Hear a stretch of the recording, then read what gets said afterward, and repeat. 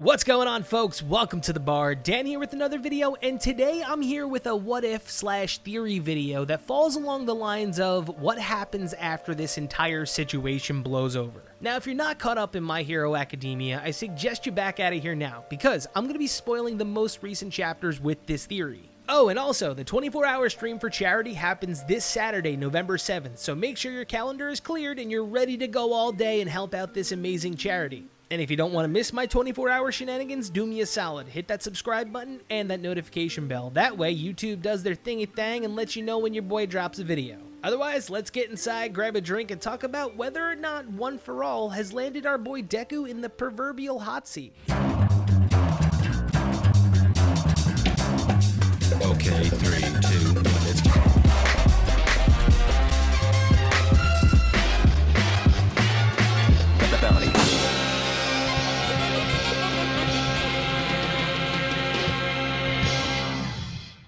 Alright, so first things first, my theory. I know saying the trial of Deku might be a little bit vague and clickbaity, but I'm genuinely serious. I'm assuming that after everything is said and done in this arc, Deku is gonna have to answer a shitload of questions that might land him in a hot seat.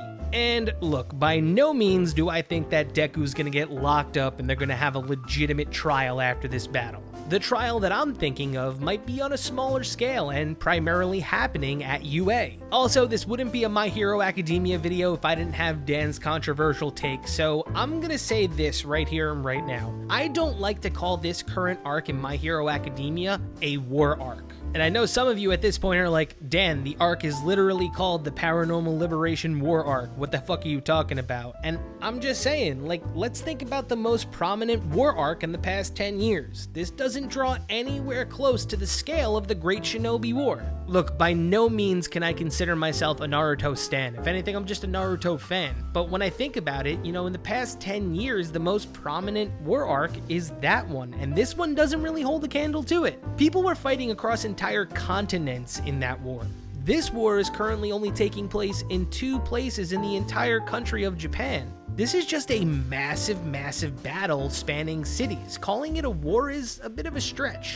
And look, I'm not trying to say that, you know, war arcs kind of set precedent for the ending of a manga, but war arcs tend to be the thing that, you know, cause exponential growth in characters and in a way kind of helps bring us towards the end of the story. And I don't want My Hero Academia to have 15 war arcs, you know, and I doubt anybody else really wants them to have 15 war arcs as well. But that's an argument for a completely different video. Back to my theory. So, I feel like after this arc is over, Deku will be thrown into the spotlight slightly for the wrong reasons. Unless this story gets completely out of hand, the next step is for Shigaraki to run away and lick his wounds and build up a plan to go into Tartarus and just kill All For One. In that meantime though, there's several people on the cusp of figuring out the truth about One For All. Endeavor is totally gonna push the button. The number one hero doesn't like being kept in the dark, and the fact that the dumbass known as Deku let it out that Shigaraki was specifically coming for him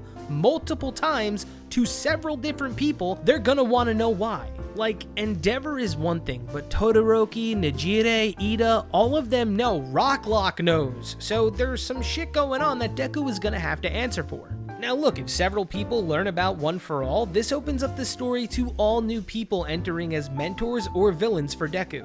Then the awkward conversation has to happen amongst teachers and even police, where these higher-ups decide whether or not Deku exists as an existential threat to society. Like, hard questions are gonna get asked. Does he pose a threat to society in any place that he goes? I mean, all it takes is Shigaraki showing up and dusting a town center. And you can't just lock a teenager up in protective custody now that Shigaraki specifically wants to hunt him down for One For All. That's just crazy. If anything, when people try to do that to shonen protagonists, they tend to just break out and look at the people holding them like, yo, just try and stop me.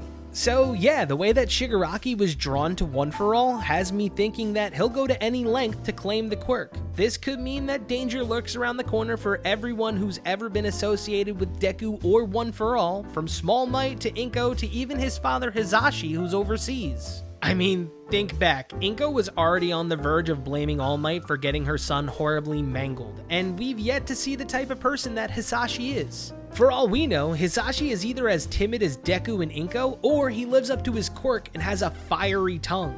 I mean, what if Deku's dad works for the government? He's always overseas for official work and he's been gone for like 2 years. Unless you're Soma's dad in Food Wars cooking in rural villages for poor folks who can't cook for themselves, you better have a damn good reason to not show your face the 3rd time your son broke both of his arms and legs. I mean, look, besides the fact that Deku is gonna get read the Riot Act one way or another, whether actual repercussion will follow is the big assumption. Literally, if they knew Shigaraki was being retrofitted with quirks, they could have possibly planned better. The heroes did not have the benefit of having sheer numbers. That's why they had to, in a shotgun attempt, try to overwhelm both locations and storm the facilities. All at once, mind you. And I guarantee that unless upper hero management is dirty as fuck, they definitely didn't see any of this coming. And what they definitely didn't expect was a bunch of students from UA to witness the deaths of like 40 heroes that are standing on the ground. If Deku and All Might had let them know about everything, all for one for all, successors, heirs, everything, you'd have tons of people still alive, X-less, dust, friggin' dead. I mean, crust. Like, don't pass go, don't collect $500, dead.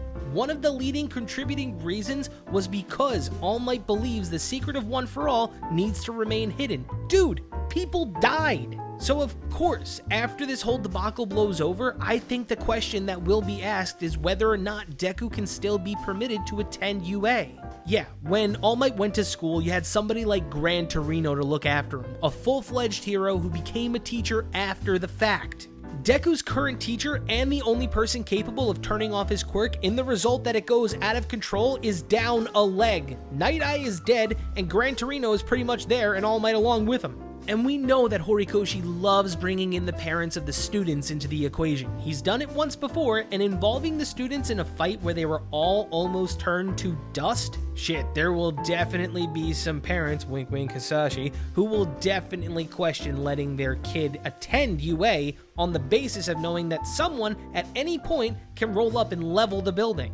I mean, all of the parents agreed to the dorming clause, but this is crazy now. This whole debacle might come down to the students at UA looking at their parents and just saying something corny like, "We are One for all of us here." The kids at UA aren't going to stop developing because of one threat, especially Shigaraki. They've grown with Deku, they fought the same fight, they stepped on the same exact battlefields. I mean, all of us here have seen our favorite students get pushed to the brink and never break, but to grow. And that's what the new generation of heroes are going to usher in. People willing to save one another without realizing their bodies are moving. Yeah, there will always be capitalists like Ochako. There will always be legacies like Ida and Todoroki, or scrappy upstarts like Deku and Bakugo.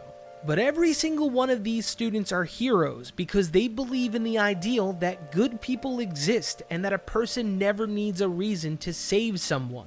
And if people want to come after Deku for the truth after everything, good. Let him come. Our best boy has taken on every challenge, every ounce of adversity, and he's turned it around for the better. He, in his own way, has surpassed All Might, and after this arc, it's going to be interesting to see what Year 2 at UA will bring, besides Kohai's. Also, if Deku gets thrown out of UA and loses his license, but continues to go out and heroize because of something or another, one might consider him a vigilante.